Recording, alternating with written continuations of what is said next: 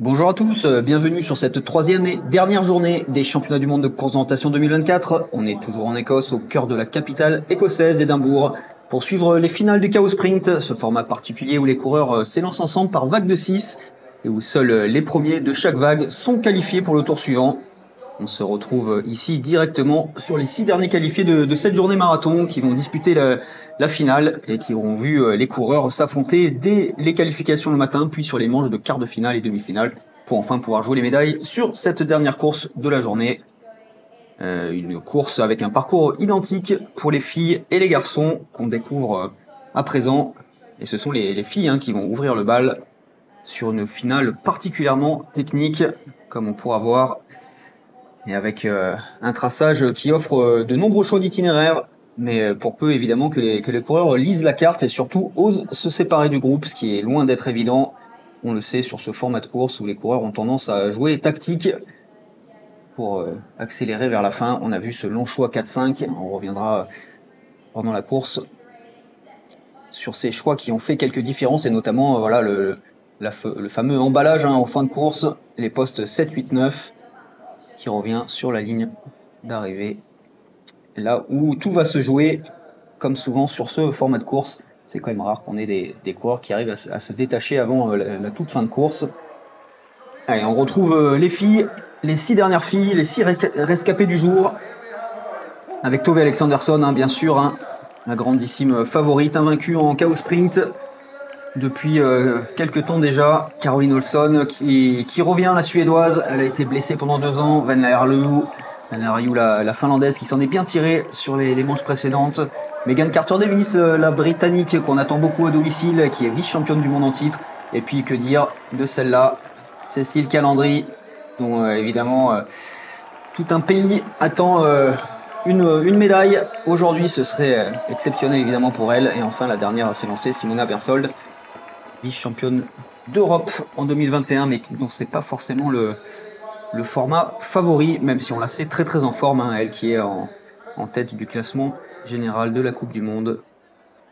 Alors qu'on voit quelques drapeaux britanniques évidemment pour supporter Megan Carter-Davis et les filles qui vont bientôt s'élancer sur cette finale après avoir passé les tours un à un.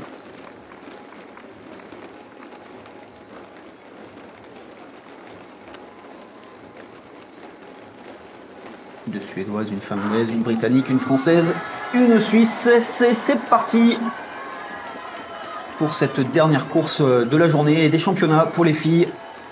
Donc on voit Cécile Calandry au centre de l'écran qui vient se frotter pour la première fois au meilleur sur une finale de Chaos Sprint. C'est la première fois qu'une Française est en finale de ce format de course. Format de course tout jeune, bien sûr. Ça fait plaisir de voir Cécile. On l'a vu particulièrement en jambes sur la demi-finale où qu'elle a réussi à remporter devant Simona Bersold au prix d'un joli sprint d'arrivée. Et évidemment, tout le monde espère qu'elle ait encore du gaz. Alors que c'est Megan Carter-Davis, la Britannique, qui prend les choses en main dès le triangle de départ. Et regardez, elle a décidé de partir fort, la Britannique. Alors que derrière, les filles suivent. Et on va voir Tove Alexandersson, premier fait de course, qui va glisser sur les pavés. Il a plu une partie de la journée, c'est glissant. Et Tove Alexandersson, elle a fait un mauvais appui. Elle est venue se cogner le genou là en tombant sur le mur. Alors, elle a l'air de grimacer, la Suédoise, mais elle recolle tout de suite. Ça a l'air d'aller.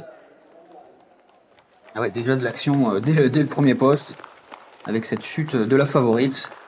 Et là, la favorite qui est donc un petit peu derrière et qui recolle. Et devant, c'est Megan Carter-Davis qui emmène tout le monde sur un choix très très bizarre pour un 2. Elle a mal analysé tous les itinéraires et elle part très très au large, au sud, alors qu'il y avait moyen d'optimiser en ayant un itinéraire plus près du trait rouge. Mais voilà, heureusement pour elle, les autres filles n'en profitent pas et tout le monde reste groupé. Et vous voyez les filles qui font tout le tour du bâtiment par le nord, alors qu'il y avait possibilité près du trait rouge de venir chercher juste à gauche du trait rouge l'escalier et d'enrouler, voire de faire un choix plus au nord. En tout cas là, ce choix-là, le traceur lui Pour le coup, il ne l'avait pas envisagé. Donc c'est une première grosse erreur des filles. Mais voilà, comme je l'ai dit, elles sont toutes restées ensemble. Donc personne n'a pu en profiter de ce choix un petit peu bizarre, un petit peu raté même, on peut le dire.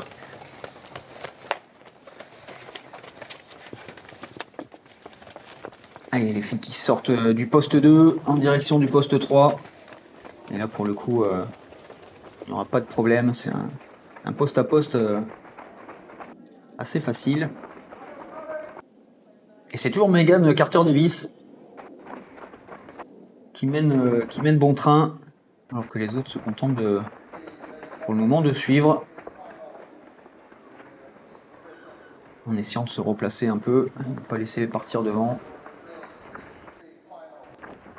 Et le caméraman, lui, va se replacer pour voir passer les filles au poste 4.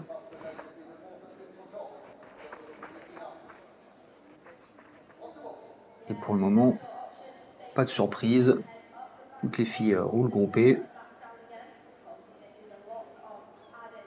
Et c'est à partir de la 3 que ça va commencer à s'agiter un peu. Megan Carter-Davis, qui était en tête alors à ce moment-là, va décider de faire un choix différent. Là, on voit la caméra qui attend les filles au poste 4. Et on regarde, il y a plusieurs possibilités. En fait, elles peuvent arriver de 3 côtés différents. Et en fait, la plupart des filles vont décider de faire un choix. Et seule Megan Carter-Davis va enrouler par la droite. Un choix qui est un petit peu plus long. Mais une poignée de secondes seulement. Voilà, alors qu'on voit le gros de la troupe qui décide de faire le choix plutôt par la gauche et qu'on voit arriver maintenant. Mais là, on est face à ce fameux choix 4-5 qui est compliqué. Les filles n'ont pas eu le temps de l'anticiper. Et regardez, Megan Carter-Davis, du coup, elle peut raccrocher et décide de partir à nouveau sur un autre choix que les autres filles. Les filles qui sont sorties du poste par le sud.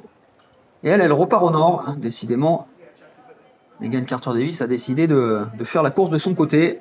Et regardez, on le voit sur cette sortie de poste. Alors Megan Carter-Davis, elle a décidé de faire un choix qui est sur le papier en fait est moins bon. Le traceur estime ce choix par le nord 15 à 20 secondes plus lent. Mais regardez les filles, le reste de la troupe là va faire une erreur en contournant ce bâtiment par le sud, alors qu'il y avait moyen de longer le bâtiment par le nord. Elles vont elles aussi s'ajouter 15 à 20 secondes. Et finalement, Megan Carter-Davis, avec son choix par le nord, va bien s'en tirer. Elle aurait pu se retrouver derrière. Et vous allez le voir tout à l'heure, finalement. Ouais, elle va pouvoir pointer le poste suivant en tête. Ouais, vous voyez là sur le GPS, ouais, la trace des filles qui part au sud du bâtiment, alors qu'en fait, si on regarde bien la carte, il y avait moyen de longer le bâtiment par le nord, et évidemment de gagner pas mal de temps sur le coup. Alors que là, les filles se séparent à nouveau. Van Lariou qui décide de contourner la barrière artificielle par le sud, par un passage au sud dans les arrière-cours, alors que Tove Alexanderson, elle emmène le reste des filles par un petit passage au nord. Et regardez, ça va être compliqué du coup pour Van Lariou qui se retrouve un petit peu décroché de quelques mètres, mais ça va l'obliger à faire l'effort pour accrocher, alors que sur ce poste 5, on va le voir, finalement c'est à la surprise générale Megan Carter-Davis qui va déboucher, hop, et la voilà, tranquillement en tête, malgré un choix a priori moins bon, mais elle a optimisé son choix, alors que les autres ont un peu raté l'exécution de ce choix 4-5.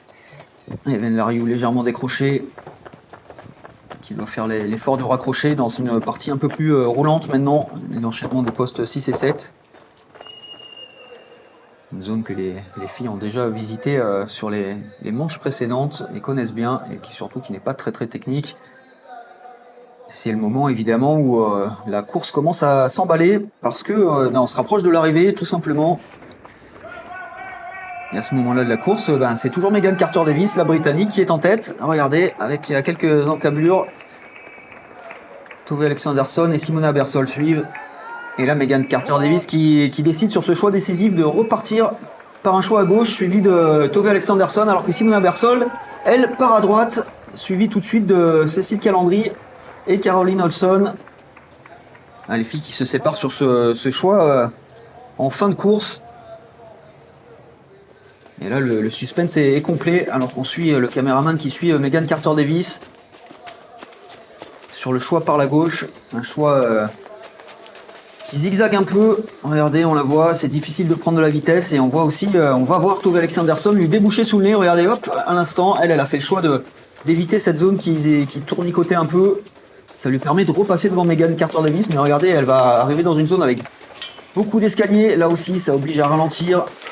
Et du coup, on se pose la question, est-ce que les autres filles vont pas déboucher devant?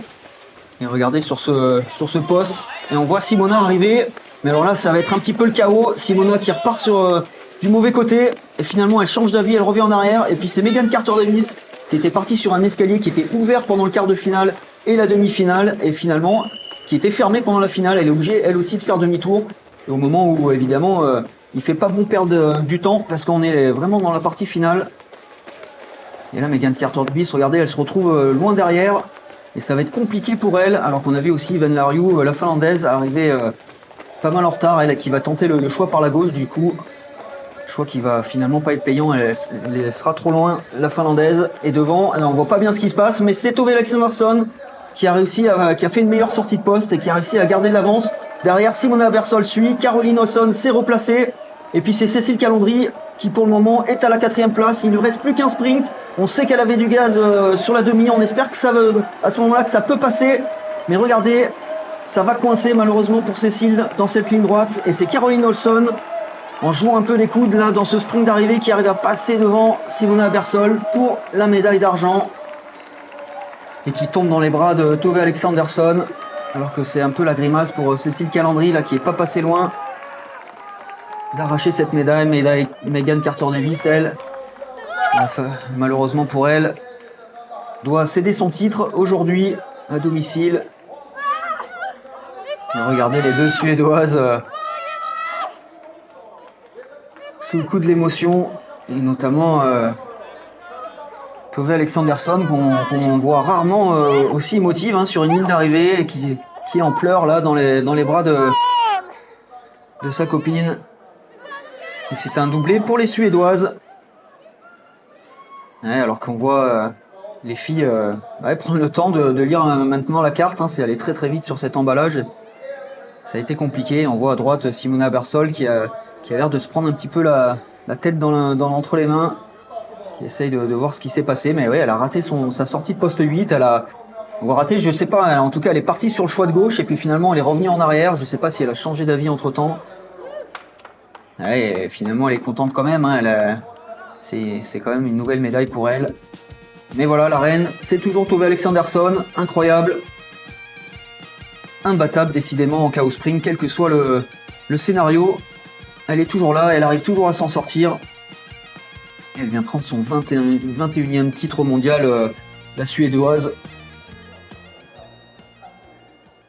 Ce qui est quand même assez incroyable. Et oui, doublé pour les Suédois, qui décidément trustent un peu toutes les médailles sur ce championnat. Avec la Suisse, évidemment, et la 3e place de Simona Bersold. Allez, je suis avec Tove Alexanderson. On t'a vu sauter de joie avec Caro Olson. Bravo pour ce nouveau titre de champion du monde. Il y avait beaucoup d'émotions. Oui, partager ça avec Caro, c'est... Ouais, on s'est beaucoup entraîné ensemble depuis tant d'années. Et ouais, elle est dans l'équipe nationale. On s'est toujours poussé l'une et l'autre. Ouais. Elle a eu quelques années très difficiles, et partager ça avec elle, c'est vraiment très spécial. C'est juste énorme. Ah, évidemment, je suis contente aussi pour ma médaille d'or, mais ouais, avoir Caro en argent, c'est incroyable, et c'est incroyable de partager ça ensemble.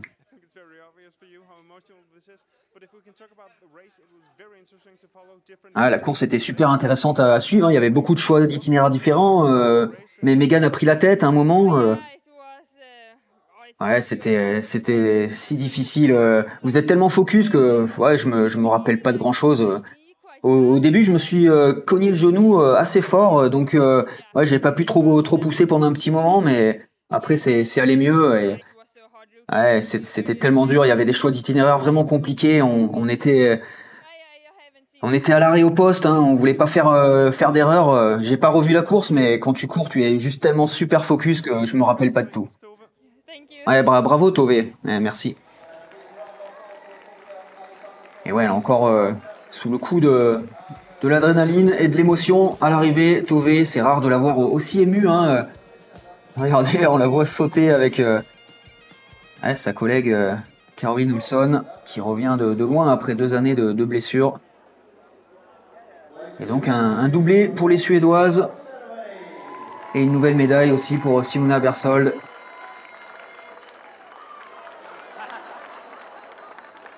Donc les deux favorites qui prennent une médaille. Et puis Caroline Olson qui fait un retour remarqué, même si ouais, il y a eu quelques polémiques hein, pendant la journée. On sait qu'elle est, notamment avec Maëlle Bovir sur la demi-finale, il y a eu quelques poussettes. Ça a été un peu ouais, le leitmotiv de la journée, là, ces arrivées un peu chahutées. Ça a été un peu moins le cas sur la finale, mais les manches précédentes ont été assez agitées. Alors qu'on passe sur la course des garçons, avec cet homme, Joey Adorn. Joey Adorn, c'est lui qui a gagné le dernier Chaos Sprint. C'était au printemps et il fait figure un peu d'épouvantail hein, maintenant que Mathias Kiburs n'est pas là.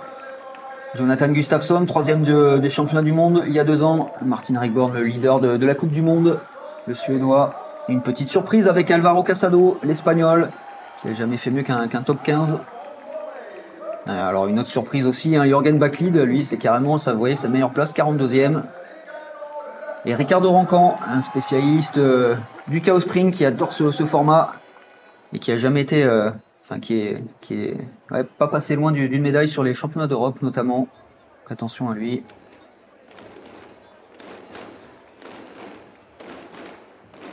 Allez, les coureurs qui se préparent à s'élancer. Et là encore, 2 Suisses, 2 Suédois.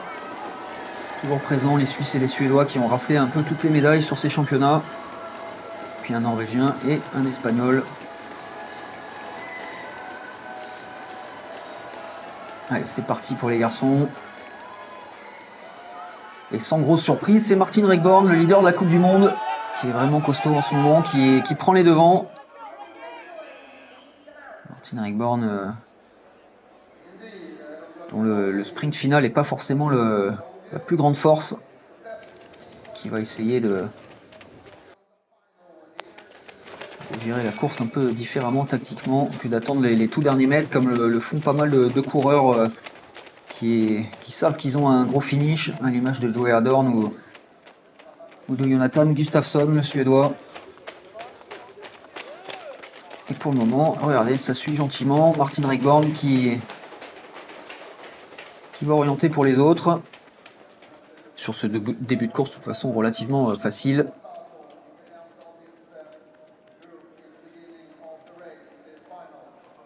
Allez, on voit les garçons s'approcher de ce poste 1, un poste sans grosse difficulté. On aura ensuite ce poste 1-2 où on avait vu les filles faire un choix très très bizarre en partant au sud.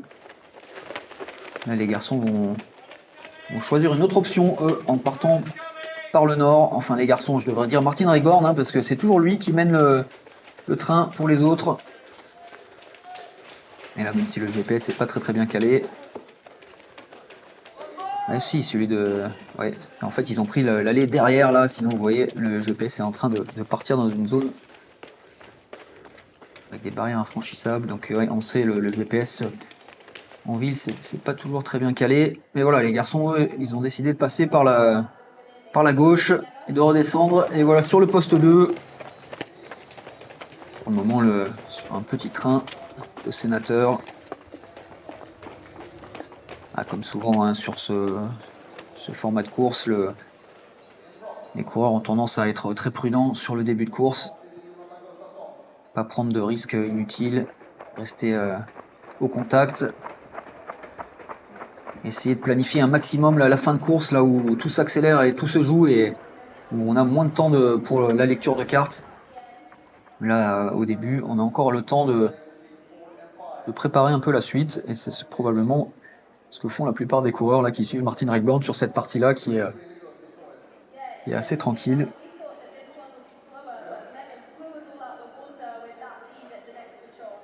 Les garçons vont arriver sur le poste 3. Là, on avait eu tout à l'heure Megan Carter-Davis qui avait tenté un choix différent, mais là, les garçons restent groupés.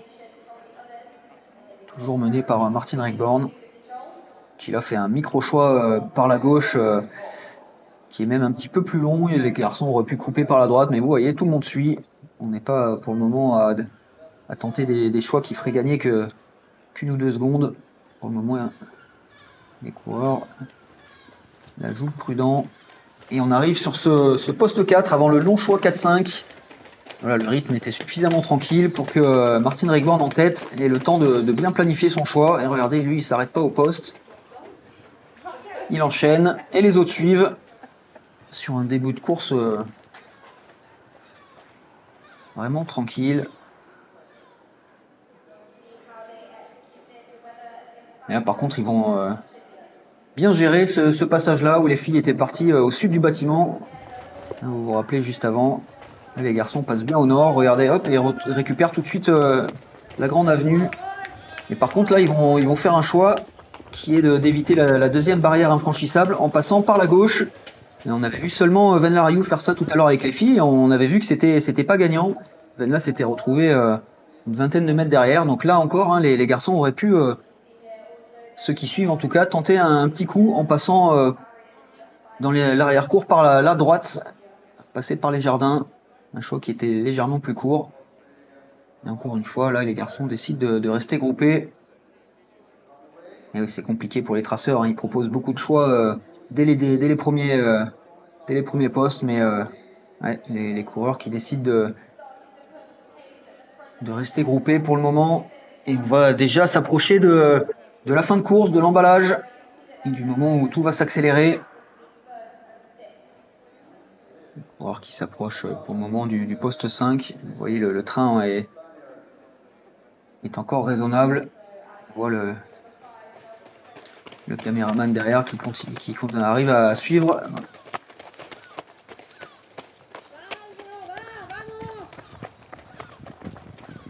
Et là, on va commencer gentiment à accélérer.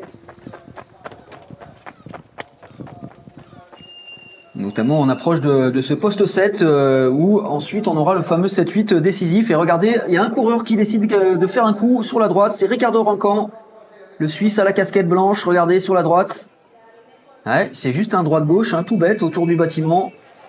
Et voilà, il a décidé de passer par la droite quand les autres étaient à gauche. Et regardez, les autres, pour le moment, ils sont encore en contrôle. Et d'un coup, hop, ils vont voir à débouler Ricardo Rancan, voilà, qui a mis un peu plus de gaz en passant à droite. Et qui, du coup, est en tête. Il a eu le temps d'analyser son choix suivant. Et là, il met un peu le bazar dans les coureurs. Et tout le monde décide de suivre Ricardo Rancan, le Suisse. Regardez, qui, lui, commence à accélérer le tempo. Et là encore, les garçons ont décidé de faire le même choix alors qu'il y avait peut-être une option intéressante aussi par la droite. On les retrouve tous dans cette partie de zigzag où on avait vu Megan Carter-Davis tout à l'heure sur la finale des filles perdre un petit peu de temps, notamment par rapport à Tove Alexanderson et aux filles qui avaient fait le choix par la droite. Donc là encore, hein, et ouais, si un des garçons avait voulu tenter quelque chose, il y avait des possibilités pour éviter notamment cette partie-là en escalier et vous voyez, qui tournicote un peu et où forcément les coureurs ouais, sont au ralenti. Et là on va arriver sur le poste 8 qui a fait tant de dégâts tout à l'heure pour les filles, mais regardez là, les garçons vont tous partir du bon côté et on voit là ça rigole plus du tout, ça part plein gaz. Et à ce moment-là, Jürgen Backlid est légèrement décroché, on se dit que ça va être compliqué pour lui. Alors que devant, ouais, ça bombarde plein pot. Et regardez, il va y avoir une toute petite faute à un moment. Ouais, Joey Adorn et les deux Suédois qui partent un coup trop tôt. Et d'un coup, Jürgen Backlid se retrouve bien placé, alors que Ricardo Rancan, lui, a fait un petit trou. Et on s'approche déjà du dernier poste. Et ouais, les coureurs essayent de se placer. Mais regardez, Jürgen Backlid, il s'en est bien tiré. Il arrive en deuxième place au dernier poste. Et on est déjà dans le sprint d'arrivée, mais Ricardo Rancan, regardez, il a fait le trou. Et il va pouvoir passer la ligne d'arrivée en tête devant Jürgen Backlid, la surprise du jour. Et derrière, ça a joué des coudes. Mais Joey Adarn était en train d'essayer de contrôler Martin Rikborn, mais il n'a pas vu passer sur sa droite Jonathan Gustafsson. Jonathan Gustafsson qui s'en tire bien avec cette médaille. Hein. Lui qui avait fait une faute aussi dans l'emballage. Alors qu'on a vu Ricardo Rancan partir directement pour vider sa puce dans l'ordinateur et être sûr qu'il a bien tous les postes. Ouais, on vérifie les deux doigts au cas où, mais a priori tout est bon. Tout est bon pour lui. On peut le voir exulter. Incroyable. Ricardo Rancan qui tombe dans les bras de Joey Adarn et de Simona Bersold. Ah, il a magnifiquement géré sa fin de course. Hein, avec cette petite décision avant même le poste 7.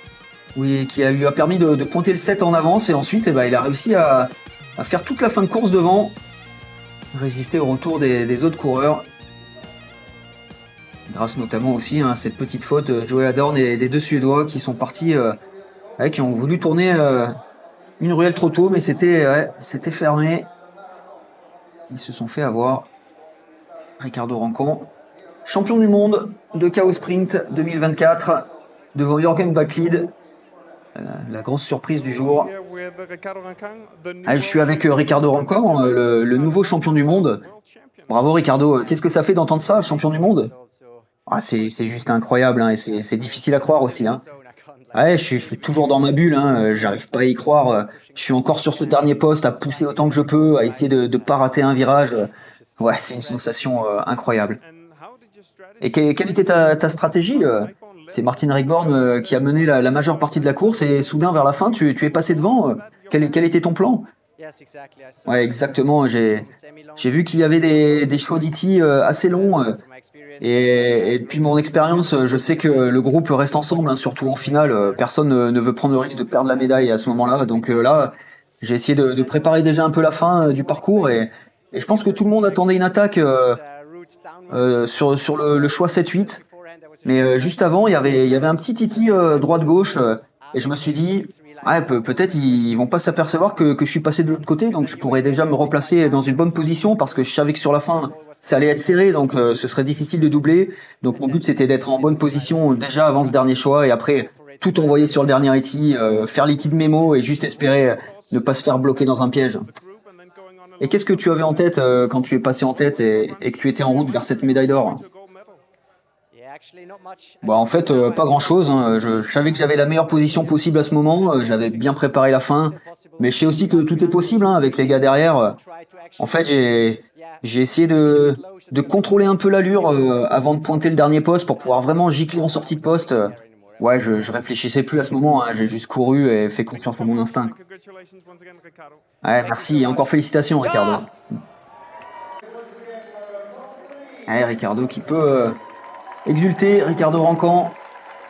Lui, il adore ce format de course, mais on l'attendait quand même pas forcément sur la plus haute marche du podium.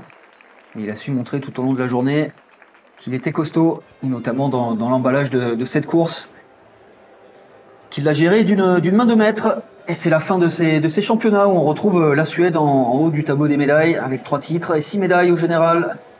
Suivi de la Suisse, 6 médailles également, mais 2 titres seulement. Ces deux nations qui ont vraiment fait une razzia sur les médailles, avec la Norvège et la Finlande qui ont réussi quand même à décrocher une breloque ou deux. Et maintenant, place à la forêt. Après ce championnat du monde complètement 100% urbain, on va retourner en forêt pour les championnats d'Europe du 15 au 20 août en Hongrie. On espère que vous serez là pour suivre les courses. Allez, moi je vous dis à bientôt pour de nouvelles aventures. Salut à tous.